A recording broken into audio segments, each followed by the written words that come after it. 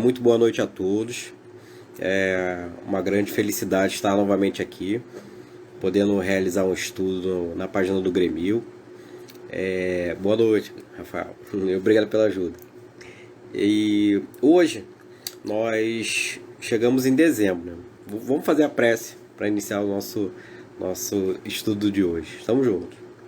Divino e amado Mestre Jesus, estamos aqui mais uma vez, prontos a estudar, aprender, a buscar o conhecimento necessário para cada vez mais levarmos a nossa vida felizes, esclarecidos, consolados e cada vez mais próximos de Ti. Que assim seja.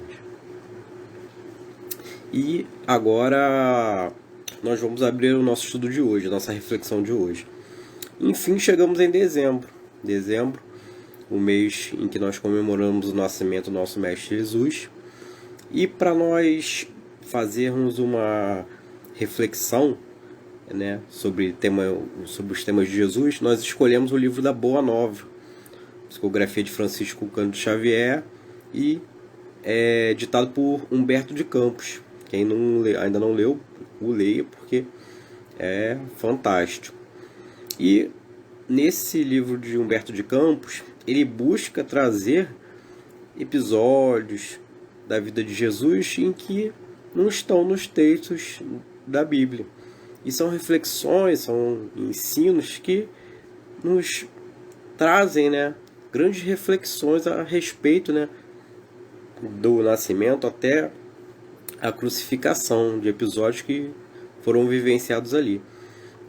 E o nosso texto de hoje será o texto do capítulo 2, Jesus e o precursor. E o precursor relatado no texto é João Batista. Quem tiver oportunidade, já teve oportunidade de ler o livro, né, vai perceber a ligação em que existia entre esses dois espíritos, Jesus e João Batista.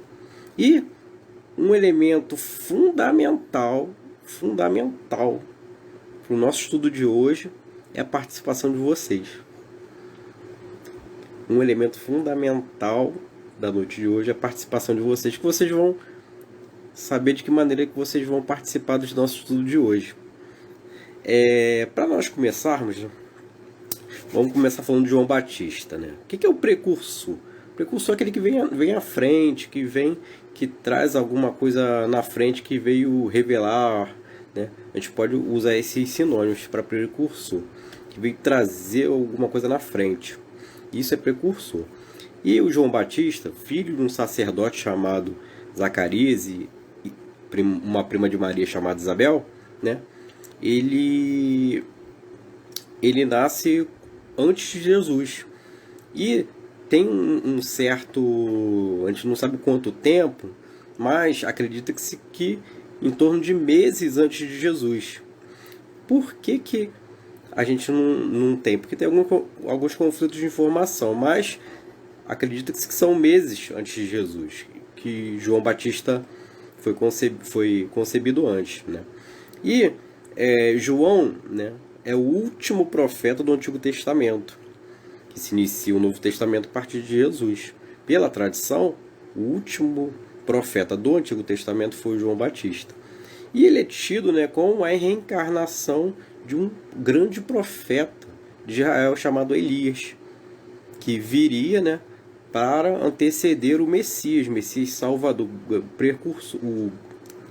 Li aqui, me embolei. Ele viria, né, como precursor do grande Messias, o grande Salvador. Que o povo de Israel, eles ficaram, né, 400 anos sem um profeta que falasse, que revelasse, né, a expressão de Deus falando com eles, relembrasse ali o pacto que eles tinham com Deus,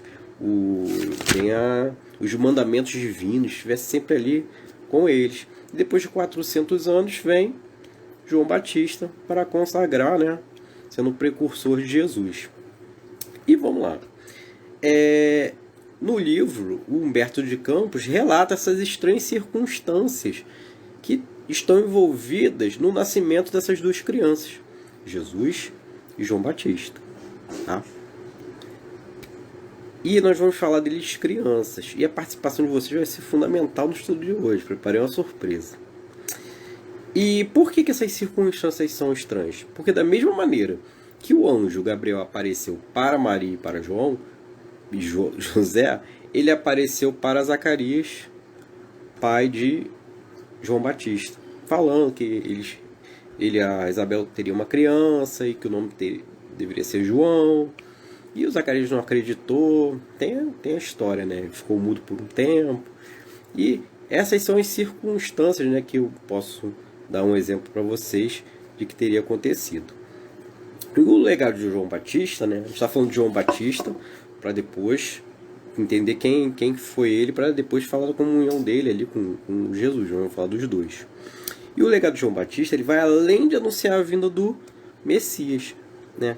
Ele buscou, né, acordar o povo, mostrar, né, o caminho até Deus passava pela vida, botei aqui nas reflexões, né, na vida que valorizava a verdade, a justiça, o pacto com Deus. Eles tinham muito essa questão do mandamento divino, a lei de Moisés, os 10 mandamentos. Eles estavam muito buscando sempre se aprimorar em cima dessas leis de Moisés.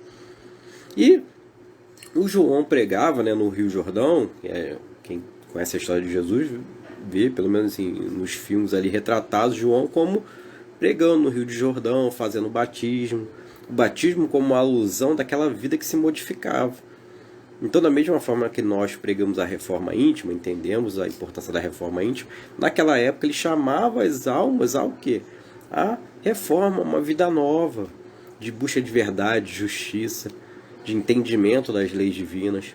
Então esse foi João Batista. E a sua mãe Isabel, né, agora a gente entrando na questão da infância dessas crianças, sua mãe Isabel, conforme relata Humberto de Campos, já se preocupava com o temperamento e as atitudes do filho, que emergia, né, estava sempre ali envolvido em pensamentos pensamentos, meditações, né? Porque o que se espera de uma criança? A gente espera que uma criança corra, faça travessuras. E essas crianças, Jesus e João, são crianças diferentes. Estão envolvidas ali em meditação. E a gente vai ver que Jesus estava ali conversando com as pessoas ali, os transeuntes, os povos, os sofredores, com a palavra de ânimo, né? Falando da comunhão com o Pai. E eu, particularmente, ainda não vi criança falando dessa eloquência, né? Dessa maneira sobre o Pai. Então isso era muito incomum. Isso afligia muito essas mães. A gente vê nesse capítulo 2 do capítulo da Boa Nova. A gente percebe isso, essa preocupação das mães, mas também Humberto de Campos realça essa ligação profunda entre essas crianças. Então eles nasceram ali próximos, né, no mesmo círculo familiar, a idade próxima, com essa questão, né, muito aprofundada da ligação.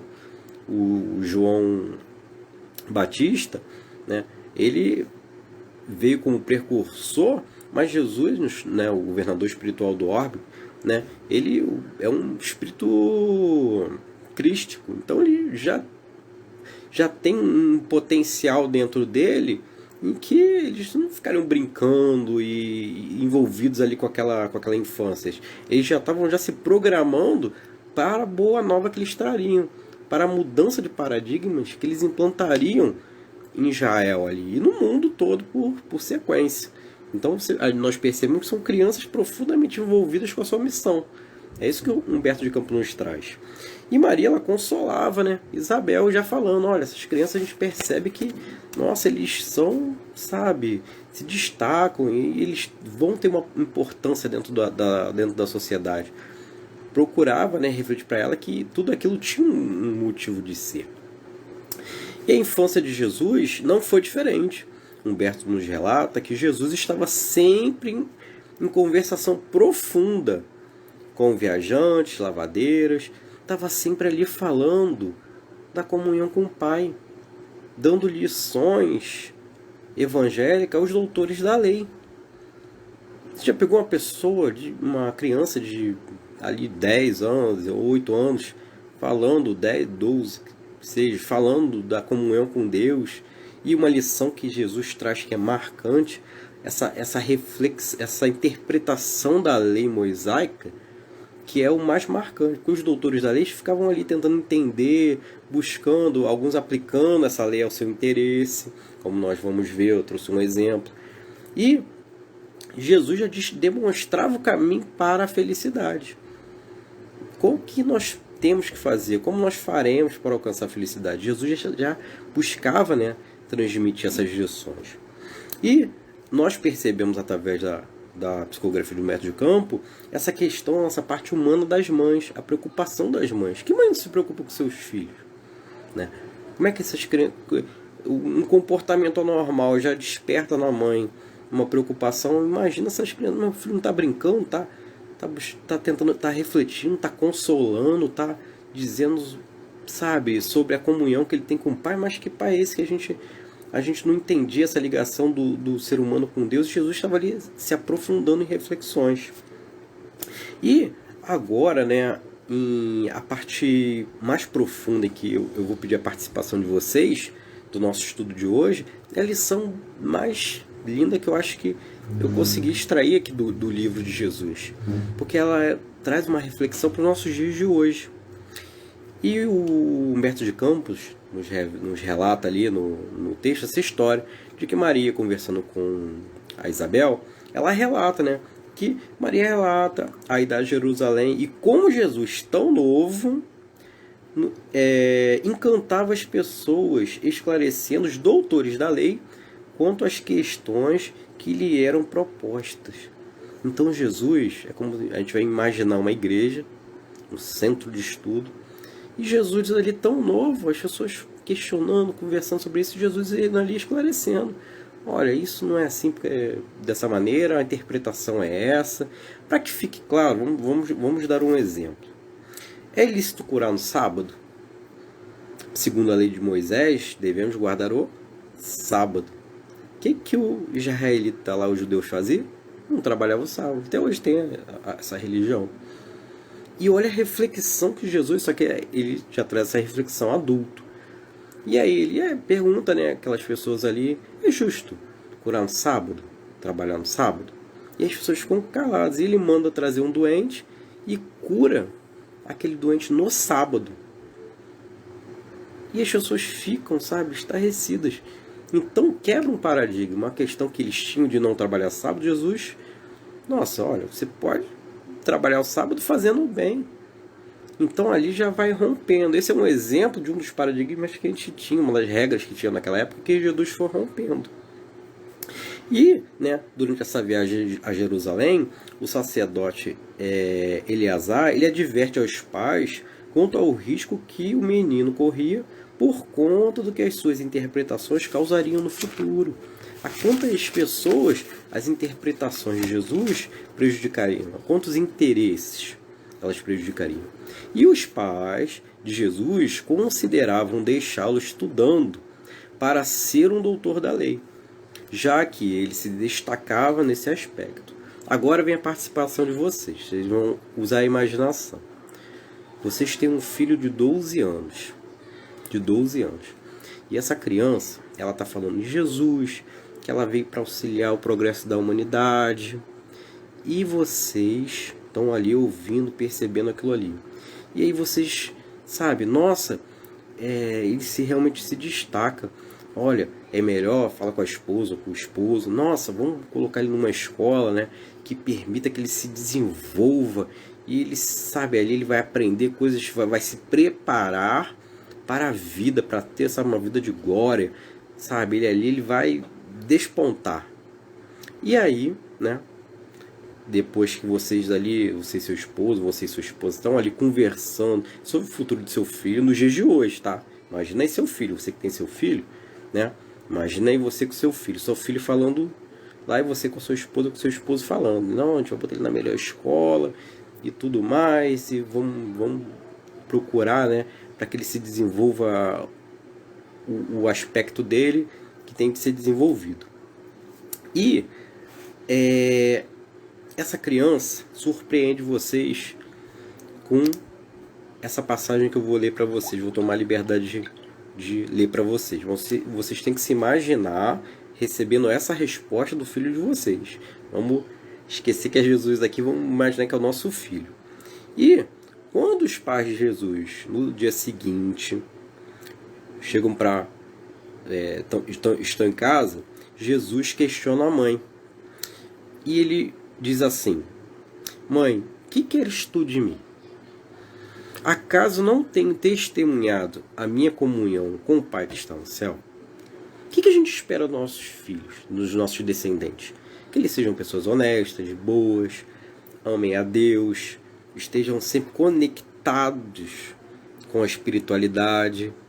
Esse é o filho de vocês hoje, atual. Não é isso que vocês esperam dos seus filhos, dos seus descendentes, sobrinhos, netos? E essa é a resposta que Jesus dá. Eu não estou mostrando para vocês que eu estou conectado com Deus. O que mais que você espera de mim? E continua. Altamente surpreendida com a sua pergunta, respondi-lhe hesitante: Tenho cuidado por ti, meu filho. Reconheço que necessitas de um preparo melhor para a vida. Aí você que está aí hoje me escutando, questiona seu filho: olha, você tem que ir para uma escola boa, que desenvolva a sua matemática, a linguística, línguas estrangeiras, para você poder falar vários idiomas. Você está ali questionando o seu filho. E aí o seu filho responde, tá? Vamos imaginar que é o seu filho aqui respondendo para você. Mas como se tivesse em pleno conhecimento do que se passava em seu íntimo, ponderou ele: Mãe, toda preparação útil e generosa no mundo é preciosa. Entretanto, eu já estou com Deus. Meu Pai, porém, deseja de nós toda exemplificação que seja boa, e eu escolherei desse modo a melhor escola. Seu filho responde para você que está aí: Mãe, não adianta você me colocar no melhor colégio do Rio de Janeiro.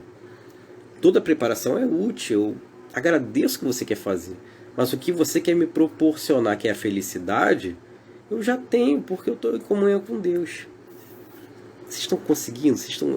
O lado emocional de vocês estão percebendo? Gente, meu filho está dizendo que não quer estudar, que ele já está feliz, conectado com Deus. Agora vamos lá, agora é que eu vou surpreender vocês. E aí Jesus, no mesmo dia, embora soubesse das belas promessas dos doutores do templo, todo mundo estava querendo Jesus. Que criança é essa que se destaca? Superlotado. No mesmo dia, embora soubesse das belas promessas dos doutores do templo, fizeram na sua presença a seu respeito, Jesus aproximou-se de José e lhe pediu, com humildade, o admitisse em seus trabalhos. Desde então, como se não quisesse ensinar, como se nos quisesse ensinar que a melhor escola para Deus é a do lar e a do esforço próprio, concluiu a palavra materna com singeleza. Ele aperfeiçoou as madeiras da oficina, empunha o martelo e a enxó, enchendo a casa de ânimo com a sua doce alegria. Gente, Jesus abriu mão, seu filho abriu mão de estudar na melhor escola, disse para você que já está em comunhão com o Pai, está feliz, e que pede para que você ensine o que você sabe para ele fazer. É ser dona de casa, é a mulher: Mãe, eu quero ser dona de casa igual você. Pai, eu quero ser pedreiro, quero que você me ensine a mexer na massa igual você. Pai, eu quero ser professor igual você. Você sabendo que aquele potencial daquela criança é para se destacar na humanidade. Como você se sente? Percebe a aflição dos pais de Jesus? Percebendo o potencial dele e a gente entende que a lição que ele queria nos dar é o quê? De que a escola verdadeira é o lar.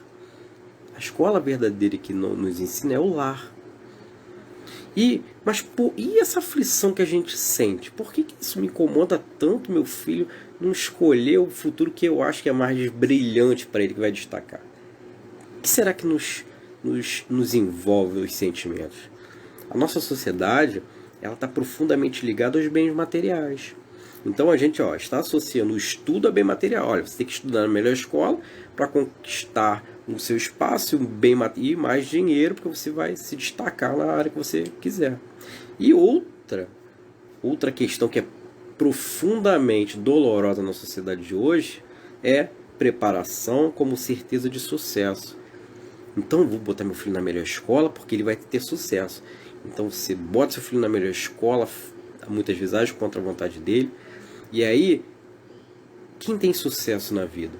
Jesus nos mostra quem está conectado com o Pai. E os pais se angustiam, os pais de Jesus, agora a gente falando, exemplo de vocês que estão aí, eles se angustiaram. Nossa, mas eu quero preparar meu filho para ele ter sucesso, mas ele está dizendo que quer ser marceneiro, está dizendo que quer ser professor, está dizendo que quer ser dono de casa. Como é que eu faço? E nós nos esquecemos que a verdadeira felicidade está na conexão com Deus. E Jesus nos traz essa brilhante lição. O que nós, precisamos fazer para ser felizes? Continuando a nossa reflexão, onde está a busca pela verdadeira felicidade que Jesus nos ensina? Nessa comunhão com Deus. Percebem? Então, Deus quer aquilo, Deus quer de nós a exemplificação daquilo que é bom. Essa é a maior lição de Jesus. Deus quer de você a exemplificação daquilo que é bom. E é isso que você pode, através dessa reflexão que a gente está fazendo hoje, a reflexão dentro do livro de Humberto de Campos. Tá? Não estou tirando nada da minha cabeça não, tá tudo ali no Neva. É uma interpretação, uma reflexão que a gente faz lendo para que o estudo não fique metódico, senão eu vou repetir coisas que você acha na internet. Então não é o objetivo. Então, continuando a nossa reflexão aqui, e pede para que José o aceite no trabalho da carpintaria. A gente imagina, eu dei o exemplo de vocês, os seus filhos pedindo para ser como vocês. E nos mostra onde é importante sermos a exemplificação daquilo que é bom, no nosso lar. Jesus está sempre ali com o lar, com a família, e que nós possamos, a partir dessa lição de Jesus, atentarmos para o nosso papel dentro da nossa família. Minha família é problemática, quem sou eu dentro da minha família problemática? Eu sou a âncora de fé, de força, aquele em que as pessoas procuram quando precisam de auxílio. E também que eu posso auxiliar no progresso espiritual daqueles que estão ao meu redor. É com um livro, é com uma lição, seja num passeio. E continuando, falando porque é o Jesus e o precursor, e João Batista, ele veio iniciar essa caminhada. Aquele povo lá de Israel, eles estavam há 400 anos sem alguém, que os conectasse com Deus. E o João Batista deu o pontapé inicial nessa caminhada. Ele sensibilizou aqueles corações. Para quê? Para que Jesus, quando você já chega em uma festa, vamos usar o exemplo da festa. Você chega em uma festa, não precisa arrumar nada, já tá tudo praticamente, muita coisa já está ajeitada. E ali você já continua a pregação. Mas as pessoas já tinham admiração por João Batista, só continuaram. Jesus já utilizou tudo aquilo ali e deu continuidade ao propósito dos dois, porque a comunhão era dos dois ali como espíritos. E Jesus, ele prefere ser carpinteiro do que ser doutor da lei. E essa reflexão a gente precisa fazer porque Jesus prefere ser carpinteiro a ser doutor da lei. Eu prefiro ser pedreiro a ser doutorado em física quântica, tendo potencial para ser doutorado em física quântica. Percebem a escolha de Jesus, nos ensinando qual a caminhada para a felicidade? E uma reflexão que a gente pode trazer, a gente fica se perguntando, gente, o que Jesus fez? Porque Jesus viveu 33 anos. Os últimos 3 ele viveu na vida pública. E esses 30 anos? Onde será que Jesus passou? Eu vou tomar liberdade aqui de falar uma coisa para vocês, que é o meu achismo. Onde Jesus estava esses 30 anos? Em casa. Por quê? A gente tem aquelas várias linhas teóricas de que Jesus foi estudar com os essênios, Jesus foi estudar com o Egito, Mas, gente, ele recusou quando criança estudar no templo com os doutores. Jesus é um espírito crístico, gente. Ele já tem dentro dele todo o conhecimento de conexão. Então, o maior exemplo do Cristo foi, sabe, tá ali ao lado da mãe, com os irmãos, auxiliando o pai na carpintaria, ali com a família. E muitas vezes a gente pensa que, nossa, tem que fazer meus trabalhos e minhas coisas, e Jesus, na sua humildade, estava ali, sabe, com a família. E Jesus, nos seus 33 anos, né, passou os 3 últimos ali, né, pregando, e esses 30 que a gente não sabe, eu acredito que ele estava ali com a família. Continuando a narrativa, né, do Humberto de Campos, ele relata que Jesus e João contemplavam, né, as paisagens lá da Galileia, né, e nos revelando essa ligação íntima entre esses dois espíritos. Eles estavam lá olhando o horizonte como se planejassem, como se estivessem ali, sabe, revendo o plano deles de edificação do reino de Deus no coração do próximo. De que maneira? Através do exemplo, das boas ações. E já assim, a gente está bem avançado no horário, né? E a narrativa, eu vou já falar um pouco do final do livro. E a narrativa de Humberto de Campos termina enaltecendo João como um dos mais belos exemplos do cristianismo. Mais belos exemplos do cristianismo. Porque ele foi aquele cristão ativo que estava ali pregando, estava buscando, sabe, se melhorar, estava buscando, né, fazer as reflexões em cima das escrituras. Quantas vezes a gente vê, né, os falsos profetas por aí fazendo o que querem, falando o que querem, deturpando a letra, né? Emmanuel diz muito isso, que a gente tem que tirar o espírito da letra. E esse entendimento Jesus fazia com maestria, sem ter estudado com os doutores da lei. É uma coisa íntima que vem de nós. Quanto mais a gente estuda, quanto mais a gente lê, melhor fica o nosso entendimento das escrituras, o entendimento das lições que a gente lê no centro espírita, a página no nosso culto do lar. Quanto mais a gente lê, maior é o nosso entendimento. Mas, mais do que ler, nós precisamos vivenciar. E Humberto de Campos mostra ali no texto que o João Batista ele vivenciava isso, né? Cristão ativo que vive o conflito interior, na busca de estabelecer em si o reino de Deus. Não são palavras dele, esse reino de Deus, porque é o reino de Deus, né? Jesus veio instaurar o reino de Deus nos corações dos homens. De que maneira? O reino de Deus no coração é através do quê? Através do exemplo, da modificação do nosso comportamento, daquilo que você deve fazer, daquilo que você interpreta que seja melhor. E essa reflexão, né, desse capítulo 2 nos mostra, né, a humildade de Jesus. E nos transmite essa valiosa mensagem da simplicidade, de que você não precisa estudar na melhor escola, que a tua felicidade ela está ligada à tua conexão com Deus. Que a gente possa sempre lembrar disso. Que a gente possa estruturar a nossa felicidade a partir das lições de Jesus. E a gente só consegue fazer isso, ter esse entendimento, a partir do momento que a gente estuda, que a gente faz as leituras diferentes, como essa de Humberto de Campos, de Francisco de Xavier, que nos traz, sabe, um rico conhecimento ali que a gente não acha na Bíblia, ali nos textos evangélicos. E não que o texto evangélico traz muita coisa, né? O Lucas, que fala também sobre a infância, né, de Jesus, também nos traz muita coisa.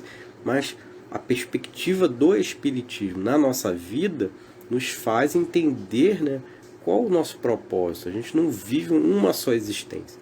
Nós vivemos várias existências.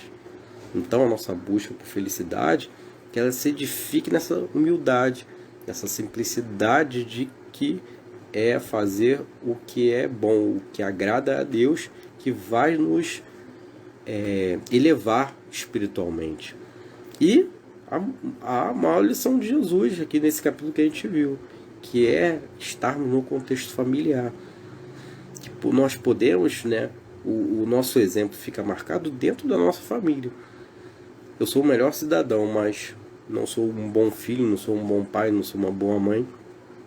Então a reflexão é essa, trazer para dentro da família todas essas conquistas, esses valores que nós tanto alcançamos, buscando promover o progresso espiritual desses que estão encarnados conosco. Que nós possamos, a partir dessa reflexão, realmente buscarmos estudar o livro, que tem outros vários capítulos, cada um com uma lição mais engrandecedora do que, não digo do que a outra, mas que nos trazem, né, a possibilidade de refletir sobre a vida de Jesus nesse mês de dezembro, e que nós possamos, para o próximo ano, né, fazermos, né, não precisamos mergulhar a cabeça e mais tarde voltar, mas com compromisso íntimo, tá, de uma modificação dos nossos comportamentos.